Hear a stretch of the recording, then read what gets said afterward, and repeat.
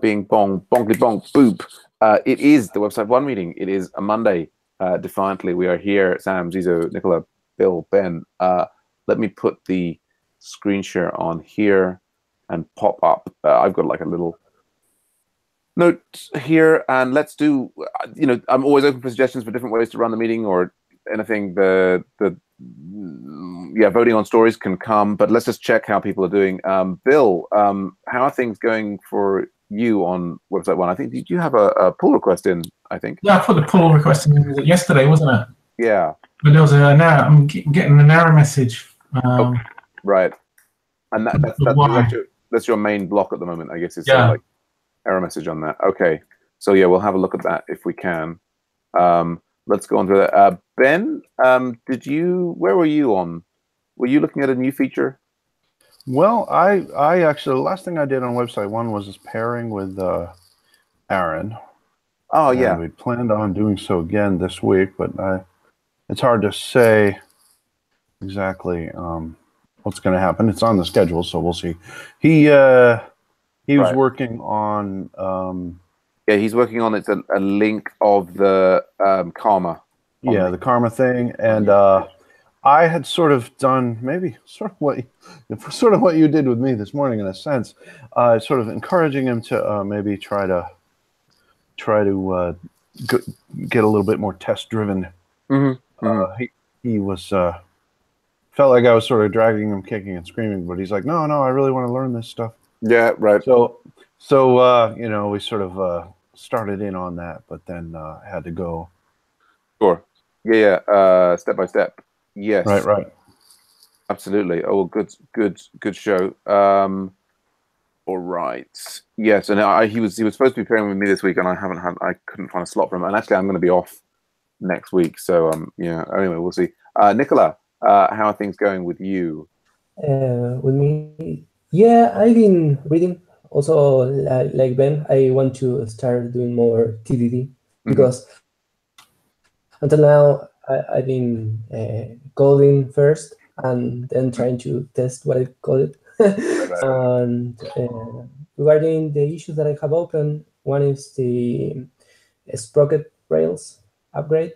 Right. And I haven't touched it, so I have to work on it.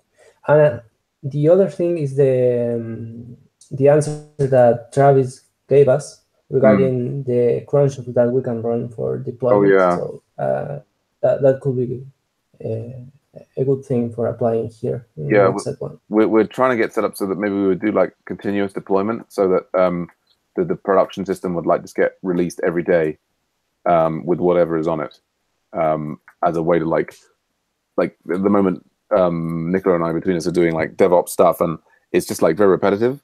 And I mean, there's some manual checks in there, but it seemed like, if we just had it happening all the time, and we just get it between and using feature flags and so on. Okay. Yeah, cool. I guess I'll just do myself there. I've kind of, finished what are they even called? The premium subscription data upgrades. At least I've cleaned it out. Upgrades. I'm working with Clemens on a thing for this is like adjusting editing permissions.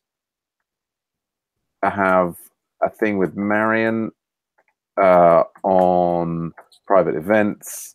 I'm not making a lot of progress on these things, frustratingly. And we've also got the new React front end, which is, I think, Zizo is particularly interested in. Yeah, and I guess the other thing that's on my mind is thinking, can we put some Ethereum rewards onto what are they called? Our GitHub issues to make progress on some things and sort of turbocharge our developments. So there's going to be, we've got the in about 50 minutes from now, we're going to have the AV community meeting, and I guess that's maybe the place to do more focus on that. But we could talk about that in this context if people were particularly interested in that here and they couldn't make the next meeting.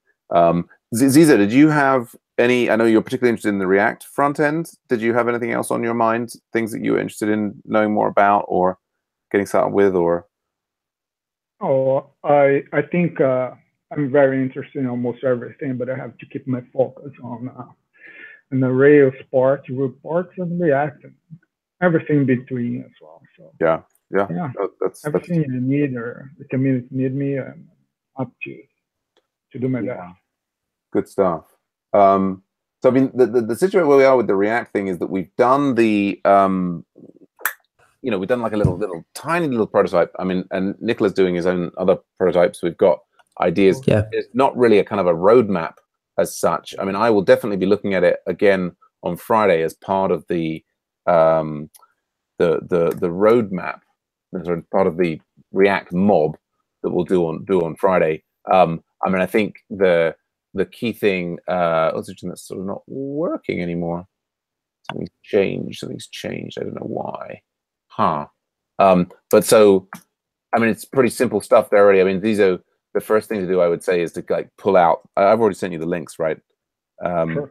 And just pull it out and get it working locally for yourself. And then we can move forward from there. I don't even remember what I have called the Adventures website, React front end. Yeah, I mean the main. Yeah, That's the. I'm trying to go with, like, rather than calling it website 1 or local support or SHF, where we like, what on earth is that thing? Like, at least this thing, you will know what it is. It is the Adventures website. React front end. There's no ambiguity there anymore. Right. So, yeah, I mean what would you? I'm not even sure what would be the next step there. I've just got Bootstrap in it, and I like the main thing I would want to be doing is like playing with the whole Bootstrap layout to see if we can replicate some of the things that we like, or even it's like coming up with a different. I mean, it's basically playtime. It's like playtime. See if we can do stuff. Nicola's doing some interesting things of pulling. He's got a new library that he wrote to pull YouTube stuff out of GitHub. You know, I guess the key thing actually is going to. I imagine the key blocking point is going to be login, which we have done as part of the React mob. But getting that, like, if we're going to have our old Rails database on the back end with OAuth, and then like how are we going to make sure that everybody who currently can log into the system can still log into the new React system without too many like jumping around, like, you know, at least one, like it's the migration of the old accounts that's is potentially the thing to look at, of old accounts.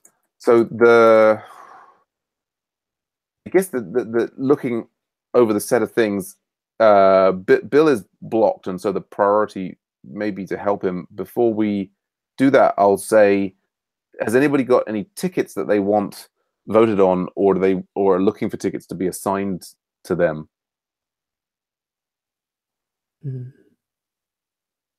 Not me.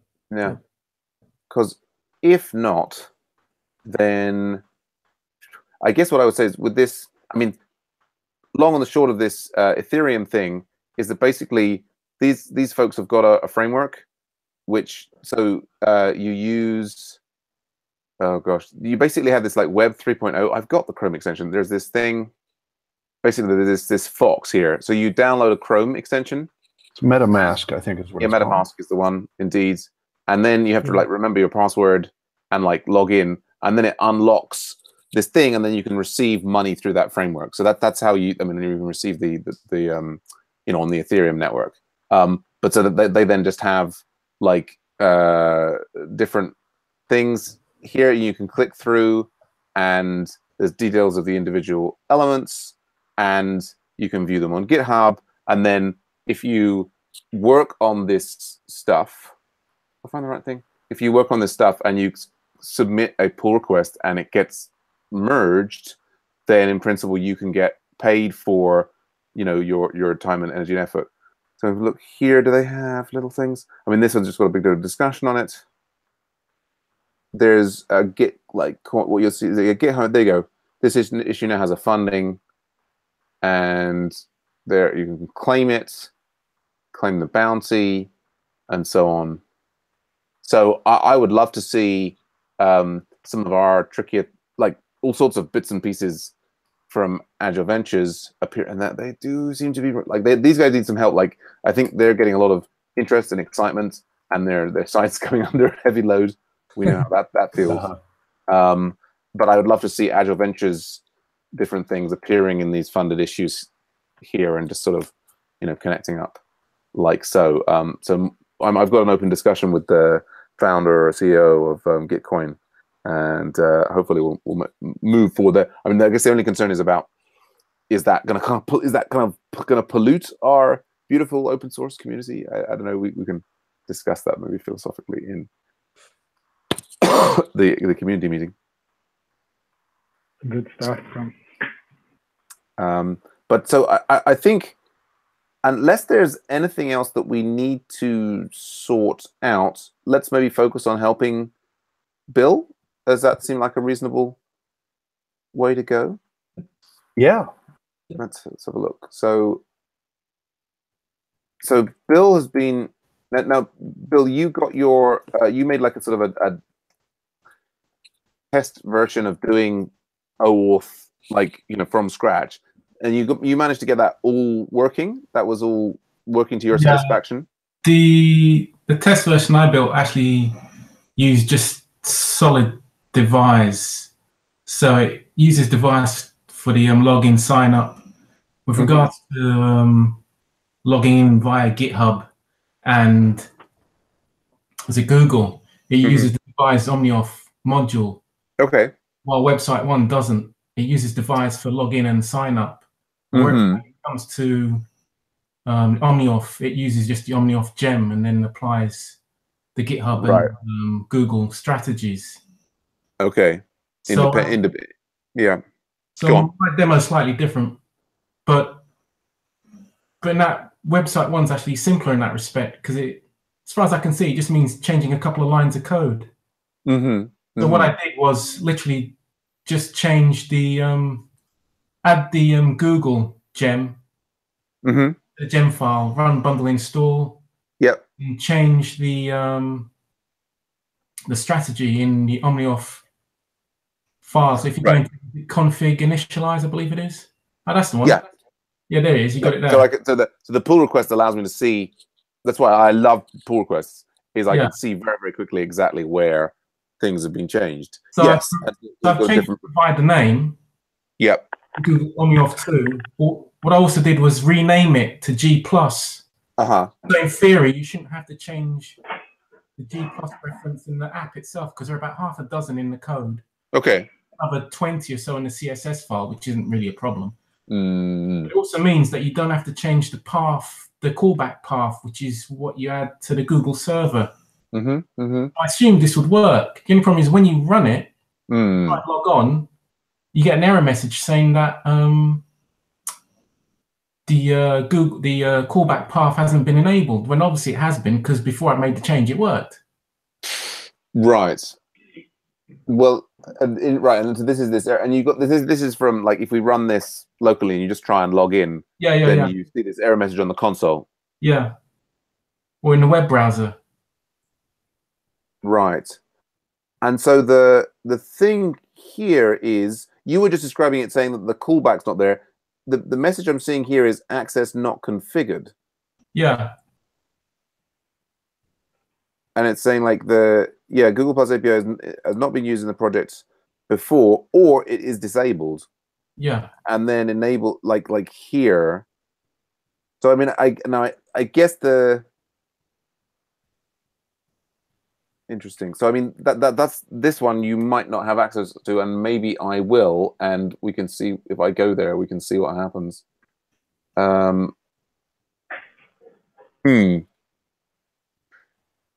Yeah. Okay. So this.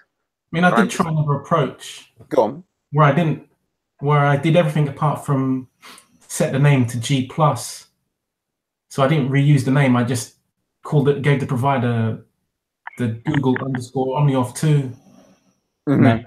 Yeah. But that meant having to go through, search through the code base, remove every reference to G+, Right. but it also changes the callback path, Right. which means having to add that to the server, which I can't do because you need access to the Google side of the account. Well, so I'm not sure if I went to the right place, but in my other monitor here, I went to that location and I logged into the what I notice here is that we're using the same G+ key and secret, in both situations.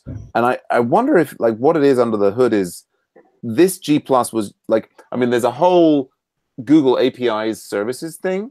Yeah. With lots and lots of different things, and this Google OAuth 2 is maybe going in through a different route than the G+ one. I mean, go on. I was going to say, as far as I know, they both use the two same APIs, the Contacts API and the Google Plus API. Right, yeah, I mean, conceivably, although when I went to this URL, and I logged in as the we've got an Agile Ventures 2014 account because that was when it was created. At that location, it asked me if I wanted to enable the API. So I just clicked the button to say enable the API. All right. I mean, it went through a series of redirects, so I'm just reloading it one time here to see if it has. But you could try running it again now and see if anything changes. Okay. Yeah. I just need a minute then just to launch. Yeah. We'll take your time. I mean, and it certainly seems like there's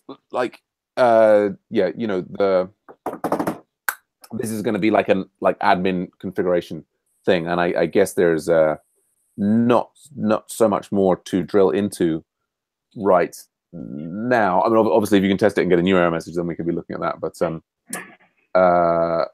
yeah, okay. So hopefully that might have some impact there. But it sounds, I mean, Nicola, you're saying that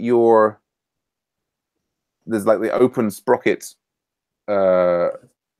Rails upgrade, and is that the one where it's stuck on the Jasmine? Yep. Right. That one. Yeah. So, and this is one of the ones that you think we need in order to move to Rails 5?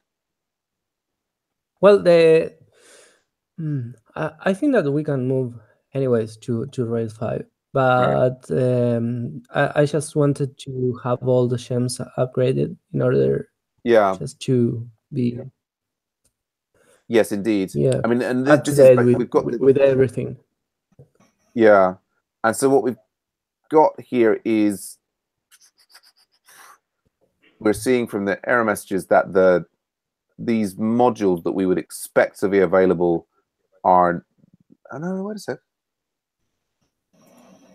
It's accordion collapse module should create a module called accordion collapse. Yeah, and I just don't know. I mean, that's a separate dive in there. Did you try one thing? Did you try merging in this Jasmine upgrade to that? Yeah, I tried. And that didn't help. No, it didn't help. Okay. We have the same errors. Yeah. Right. Yeah, I mean, I think that. But maybe we can leave it aside and start the Rails 5 upgrade. Yeah, well, I think I would say there are things that are very definite blockers, like the Mercury editor very strongly blocks. We cannot upgrade to Rails 5, so it's maybe a question of prioritizing those things. Although, if we could replace the other way around this is to go to the React front end, and then we can basically drop support for all those things. That's a much bigger project. Yes. I don't know what would you like to do if you start coding with React. Because at the end, if we are going to replace the whole front end with React, I don't know if it has much sense to spend a lot of time trying to solve things in the front end with Rails. Absolutely. Although I can see, depending upon the progress we make with React, it could take us we're in a very early experimental stage, so it could take us 3 to 6 months to work out if we can get everything we need in React. I mean, I from my point of view, there's this one block. So if we could replace the Mercury editor with the Medium editor, we could do that Rails 5 upgrade, and it would be done, and that would unlock Give us a lot of things. Yeah. a lot of other things. Yeah. Cool. So yeah, I mean, have a look at this, and maybe we can, if you're start to get interested in it, maybe we can do a pairing session at some point. We'll Sure. Can you tag me? Yeah, sure. Yeah, let's cool. How are you doing there, Bill? Did that make any difference in the background? Yeah, it seems to be working. Whee! There you go. Nice. That's why we like to have meetings. It just gives me a problem is if you've signed in with GitHub or something, if you then try and sign in with Google, it gives you your email's already been taken. Right. I can log in using GitHub and then associate my account. Click on the Google icon and associate the two accounts. That works. Okay. If I then remove the GitHub account, log out, I can log in using Google. There's another issue, which is actually another issue on I think we've had users encounter that thing. Yeah. So I mean yes. So isn't that just a case of using the Rails, was it find and create method? At the point when you're logging on, when you attempt your log on, they find and create and pass an email address, so it looks for your email within the database. So there's potentially a separate fix, but let's do that in a different pull request. So I mean, the interesting thing, I guess, then maybe we'll wrap up on, but here. So you were describing this error that you had doing the login. Was it failing for the same reason in the CI, or was there a separate issue in the CI? No, I didn't look at the CI. I didn't look at the CI simply because I knew it wasn't going to pass. I didn't. Further. But okay, so I think that there's but in principle the CI wouldn't rely upon the API being enabled or disabled. Oh, doesn't it? Okay. Well, I mean that's the whole thing that we talked about before about the testing framework, is that it's stubbing it out at different levels, and like there's a question of how realistic the tests are. But I think we kind of ended up agreeing, didn't we, that it's like it's not really practical to test it, and probably the compromise position which we've taken, which is what you've implemented here, is to switch from the less maintained to the more maintained gem, and just hoping that will give us easier upgrade paths in the future. I mean, I guess there's also a documentation side, which we were talking about this, Nicola, in the local support thing, is when we find complex high-level things failing, there's maybe documenting which are the things that are worth manually testing because it's so difficult to write acceptance tests for them. But it looks like, Bill, I think maybe just doing another bundle install and checking in your changes locally on the gem file might be sufficient to kick off and get through the CI here. Well, there it says you deleted the gem. Was it the G+ gem? Yeah, which I did do. Right, but so I think that you may have deleted it from the gem file. It may be that you didn't run bundle install after that. Oh, okay. All right. So it rebuilds the gemlock file. Okay. Yeah. So I think it's just if you I think what will be the case there is that you delete this from the gem file, but it still maybe gets until you run bundle install again, it will still be mentioned in the gemfile.log. Right, yeah, that makes sense. Okay. Cool. All right. Well, blocks unblocked or moved around. I think we're that was quite do that louder. I think that's quite an efficiently run meeting. Does anybody else have anything on their mind that they want to get discussed or talked about or bring up on the Ethereum side, or getting anything done? Otherwise, we can break early and I will get a cup of tea. What say you all? One of the things, sorry, but the Karma shop that it was breaking in the background, we worked that out. That would be a great thing to get fixed, wouldn't it? We were seeing. Did you worked out? So it's, does it even mention Karma in it? I'm not sure. Yeah, but I think so. Yeah. Okay. So we've got this running fairly frequently. We certainly got lots of bugs. This is the kind of thing I'm thinking, like for the Ethereum, is if we could put like a little bits of Ethereum's on all of the bugs, we start getting a few more eyeballs on the bugs. But yeah, this one, yeah, what is that even?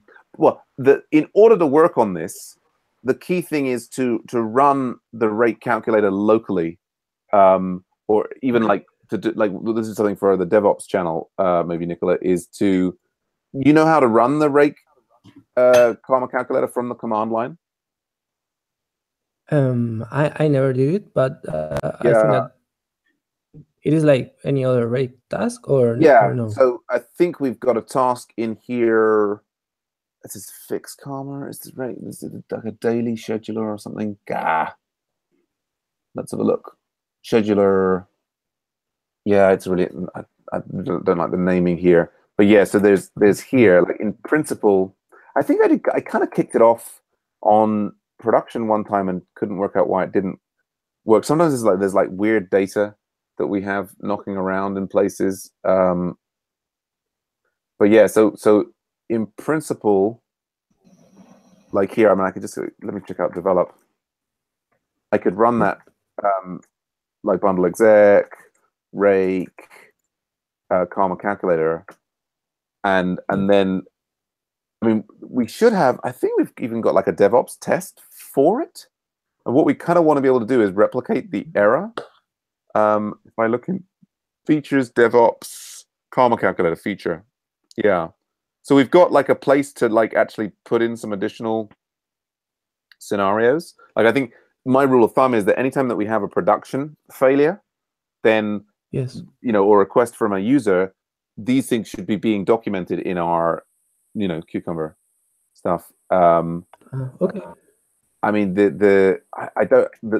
looking at the error here, it's like backtrace. What is this? I mean, just like psych. I don't know what psych does. We're not getting any kind of useful information there. Feedback. Yeah. URL no information. Yeah. So did we have we had a separate, independently of these SIG term things, did we have an open issue for it? It's obviously like, it's interesting that it's not happening every day, because these things run daily, and like every second or third day we're getting that. I wonder if it's getting stuck and taking many days. But please do create an issue to take a look there. Yeah. Yeah. I'm wondering if do you remember that I had a problem linking my account, because when I subscribed as a member, I did it without being logged in, and you have to make the association. Like, yeah, that's premium. That's completely separate from Karma. So I would say that is unrelated. okay. I think what's more, thinking, yeah, what we have had in the past is this issue where, like, for example, this thing that Praveen was working on at one point, which is if someone creates a new project with certain configuration on, Agile Ventures, like on the GitHub thing is an empty project or whatever, it can totally break up the the Karma job can get stuck and spin in an infinite loop. And so Praveen had started on, trying to like make this code more robust so that it would like fail gracefully and so on. But so this might be the fix that we need in order to stop, happening. And so he sort of started on. I think it's pretty much almost done. If you want to have a look in there, and Praveen's availability goes up and down. But let me, you could have I'll request a review from that so you see that one. And if you have a look through the code that he submitted, you'll probably get a good idea of the kinds of things that might be going wrong with the Karma calculator. Okay, I will do it. Nice. All right. Good stuff. Well, good to see everybody. Yeah, and want to chat more about the whole Ethereum thing or anything else about Agile Ventures, maybe see you in the community meeting. Yep. Okay. All right. Good stuff. Good stuff. And yeah, I'll put the broadcast off there. Actually, yeah, Zizo,